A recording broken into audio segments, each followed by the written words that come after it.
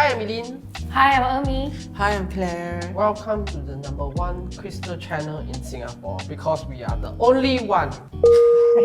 So today we're going to talk about how to choose crystals part 2. In part 1, we talked about, you just go and watch it. What I also noticed is that there are crystals that look like that, like a bit like me, rough around the edges. Yeah, and then there are crystals that look like Amelia, like polished and well-rounded. So what are the difference between these crystals, Claire? Actually, this one is just semi-polished. They just polished on the surface so it will look aesthetically nicer. So this is like completely raw, am I right? Yes, this is completely raw. This is all polished. This polished, spheres and the tower. Basically the ones that look like a proper shape lah. Yeah. Okay, so what is the difference between raw and polished and tumbled? Basically, it's just the aesthetics and also the convenience. So usually when people wants to bring the crystals around, they will bring something that is more portable, so it will be smaller. Usually people will bring this kind of size, if there's a few that they want to bring out. As for raw, this one is still okay, but there might be some sharp edges, which you might hurt yourself if you bring it around with you. Is there a difference in energy? Yes. Okay. For raw, because the edges are not like even, so the energy would be a bit like, some parts will be higher, some parts will be lower. For this polished ones, it's of equal surface. It's more well-rounded, like the energy it gives out. For towers, it will be the tip, which has the highest energy. Yeah. But generally, for raw crystals, I found that they have less trauma. Because the process of mining itself is already somewhat traumatic. So imagine if you are a crystal and you have been lying in a warm and dark cave or nice dark space for a very long while, and then suddenly somebody comes in, shines a bright light at you and start chipping away. Knocking you. Are you? And then they break a piece of you out. No! Yeah, it's traumatic, right? And then imagine if after you come out of the mine and then you are thrown into a machine and you get tumbled around with a few hundred other like stones and other crystals, and then you come out polished. Yeah, it's a lot of trauma. So for me, I've always found that when I use it in my healing work, I prefer raw crystals because they have less trauma, and I actually use raw crystals to greet or hold energy in the space. Yeah, and then the polished crystals, for example, if you want to carry it around or you want to sort of use it in healing, but if I'm using the polished ones in healing, I usually will cleanse and really charge and program and energize it. Yeah. Okay, so if I as a user want to purchase a raw crystal, or like even if I wanted to do healing, it's actually still okay for me to use a polished crystal, right? So it's about the individual crystals. Like from what I understand is that these two came from the same Mine, yeah. Maybe we can test the difference in energy between these two crystals. I mean, they are about the same size, right? Yeah. This is a bit bigger, right? Yeah. You want to test? Okay, so now we're testing the polished one. Okay, so now we test the raw one. Oh, the raw one is It's stronger. Oh. So for healing, I generally prefer to use raw crystals, but if you want to carry it around, I feel polished ones are better. And then what about tumbled ones? Because it's basically machine tumbles until it's smooth. So is it like more traumatic? Yes, even more traumatic. This is a tumbled size. one, right? Yes. So the tumbled ones are smaller. Yes, and the shape is not like very even. So in the scale of trauma, raw is least traumatic, although there's some trauma from mining. Then shaped crystals, which are cut. So these are like cut. So cut crystals are second, and then the ones that are tumbled with a lot of other different stones have the most trauma energy in them. So what about pyramid, I can't pronounce. Pyramid? Pyramid, yeah. Pyramid crystals. Pyramids like the towers, they actually focus the energy at the apex or the tip. But because the pyramid shape itself is sacred geometric shape, so it usually has a lot more power and focus than normal generators. So if I want to shoot someone, I use the Also usually for pyramid, we use it for greeting. Let's say if I want to make this room that we're in super energized, I will put 4 pyramids, one at each corner of the room, and then I will energetically link them up, and then the pyramids will form like a energetic space of its own. Talking about that, if you want to learn more about how to greet, we do have a DIY course so that you can buy your own crystals and do your own greeting for your own use. So check out in link in description. But for pyramids, right, not every pyramid is having that same kind of energy because you have to have this thing called golden ratio. The golden ratio, yeah. The golden ratio, then actually the energy is different. Like how can I tell whether this has the golden ratio or not? You have to measure it. Yeah, you have to measure it. Oh, so sometimes it looks like a pyramid, But it's the not energy a is real different. pyramid. Correct. So be careful. Okay, let's talk about the different uses of the crystals that we see around here. So rose quartz is mainly, in my opinion, I feel it's for compassion for yourself and for others as well. Empathy. And definitely also relationship. Buy 20 of this. I don't think the quantity matters. Yeah. Buy one very good quality one that has strong energy. This is the Florite. Yeah. So for Florite, it's usually for psychic protection. Yeah, psychic protection, and also creativity. It answers your creativity and it also helps you to focus well. So this one, usually I will recommend for people who are in a creative line, also for children as well. So they can actually focus on studies. I'll get the customers to put this Florite in the kids' study room. Oh. Yeah, or at your work desk. So every time the child looks at the Florite, I must study. Focus. Then get distracted again. Then, I must study. Parents, buy it for your child. Anyway, if you want to know what's for sale, then you can check out at the e-shop. And then if they're not for sale, but you love them, you may ask Claire personally herself to bid it for at least $1,000 each. And remember to ask the crystals if they want to go home with you. So Labrador is also for protection as well. Psychic protection mainly. Enhances your psychic abilities and for spiritual awakening. So for people who are going through their spiritual journey, this stone will be good. Okay, so for this one, the aesthetics is there definitely. So what is going on with this stone is a bit special because it has 5 different types of minerals in them. This red portion, right, is copper. Okay, and then this greenish part is malachite. And then some traces of smoky quartz, and then chrysocolla, which is the teal looking colors, and then the dark blue one is shatukite. Guys, this is a 5-in-1. 5-in-1 stone. 5-in-1 stone. So what does the stone do? For blue, normally we say it's for communication. The green is for the heart chakra. Okay, so it's more of like, you can communicate through your heart. Oh, it looks very nice. It looks like there's a whole complete world in the stone, like within itself. Okay, so Petrified this wood. one is petrified wood. Why is it called petrified wood? Is it because it's been petrified?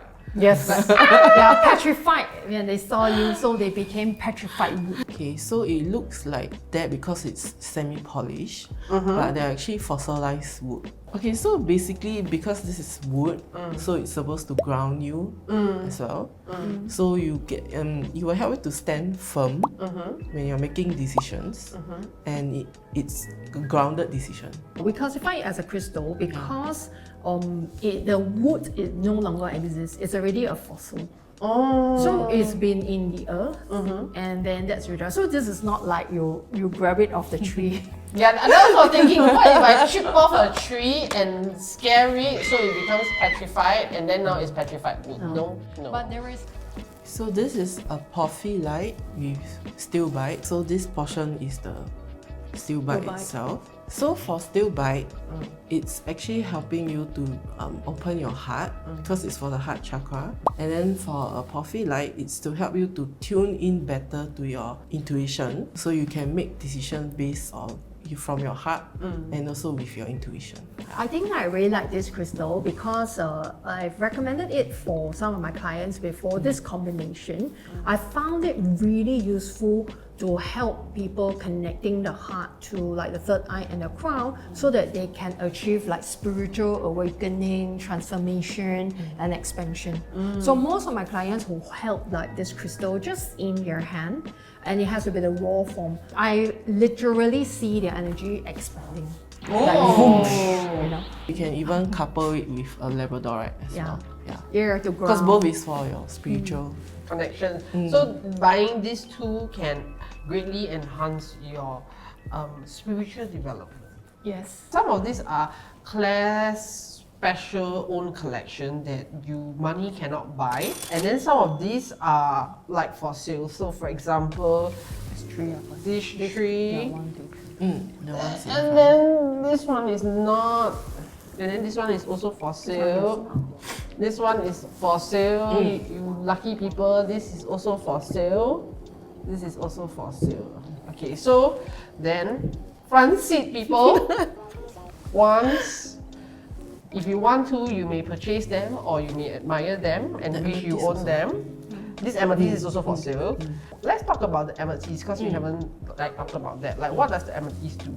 Actually, I find amethyst very common. Am I right to say that? Yes. Like, I see them everywhere. Yes. It's one of the basic and common ones that people start buying when they just start to collect crystals. I think because it's commonly found in most of the crystal shops. Even for business owners, they usually use amethyst to put in their offices to enhance their luck and also to promote harmony in the office. I realized that amethyst pieces are usually quite big. So is it the bigger the better? No. No. It's the intensity of the color energy. usually also. And the quality of the amethyst. Correct. So they actually have different grading for the amethyst quality. Yes. And the grading, how you can tell what grade it is depends on the clarity and also how shiny it is. And I think the popularity of amethyst is also because it's very often recommended by feng shui masters. It's part of the quartz variety. And quartz is actually one of the more common minerals. So that's why it's very easy to like mine. Okay, so I understand that there is a lot of information on websites. Like, it's hard to tell what crystal is for what, because I think, like, for example, I've ever seen people say, oh, rose quartz is for abundance. Like, all the good keywords just go in to either the hashtag or like the function of the crystal. So which are the crystals that are most commonly misunderstood?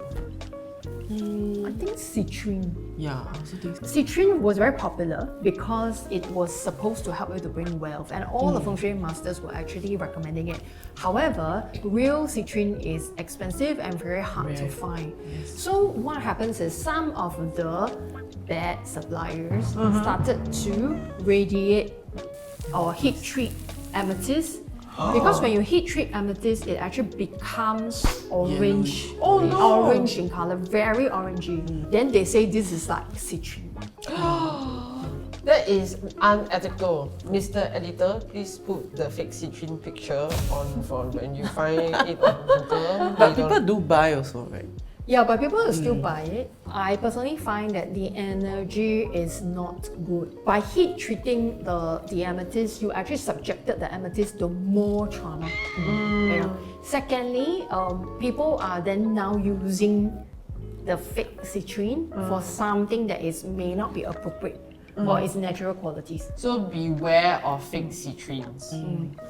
This one is this one is the fake citrine. Yeah. Oh, this is a fake citrine. Yeah, but this is not heat treated. I think this is the intensity radiate like a lemon quartz to make it The color, citrine. change the color. And then this one? This is a agate. Agate. It's called agate, yeah. So you can see the color in the middle of the crystal. Slightly, it's actually blue color, and it's a color that we might not be able to achieve or see in agates usually. Yeah. So why is it like that? Because they dyed it. They dyed it. Oh! And their technology is advanced in such a way that they only inject the color in the middle of the Yeah. crystal. Oh, so okay, what is the problem with doing that? Pollutes the crystal's energy. Yeah. So what is this crystal for actually? What like function does it serve? Agate is one of the most like gentle like crystals. So usually it can help to like calm and relax you. Many people have attributed like different colored agates to different sort of like properties, but their energy is not as intense as some of the other crystals. Yeah, it's a very gentle energy. Okay, and next this. Okay, this is also color treated. So if you cut the stone into like half, or maybe the tip, you can see actually the color that is injected in is the orange. Actually, you can tell, you know, like there is a fake feeling, you know, just like people, like if they're not being like sincere, you somehow know that they're a little bit fake. But then, you know, like you can feel like the color is like, how to say, too perfect. Oh yes. And what does the stone originally function as? Sadonyx. Sardonyx. So the colored stone is called Sadonyx, but the original stone, sometimes they use different types of base like stone. So some use agate. Agate is actually one of the softer stones, so it's the most easy to change like the qualities like of. Yeah. But nowadays with the advancement of technology, more and more ways of coloring crystals have like come about. It may look nice to you, but if you're using it for healing, I don't think these are ideal crystals. Together they look like the, you know, the temple, the one. The one where you You ask questions. ask question and yes, You're saying yes. When you guys buy from suppliers or wholesalers or any crystal shops, right? Certain crystals that has went through radiation might not be safe for you to bring home. Yeah, because it might still give off radiation when you bring it back. So it might cause more harm than benefit. Yeah. So the common methods of changing the qualities of a stone or the appearance of a stone is heat treatment, radiation, injection of like color at the moment.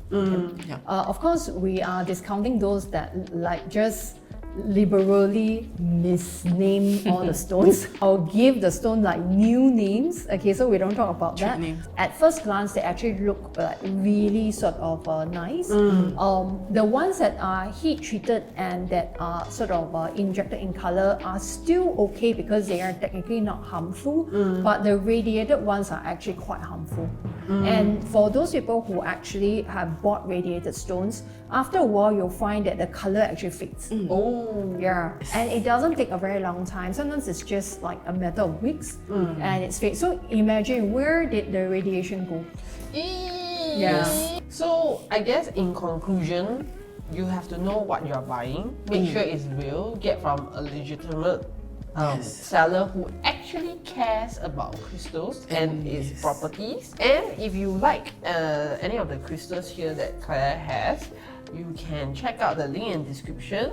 We are working with her to give everybody a 10% off all crystals that you buy. And hopefully they will bring you love and healing and whatever that you need in your life.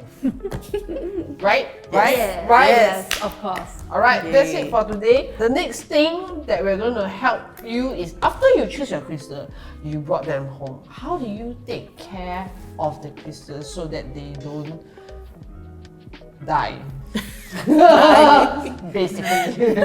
No, die. Crystals don't really die, Yeah, but they so don't. that they can still remain effective and they're not actually becoming harmful towards you. And that's it for today. Bye-bye. Bye.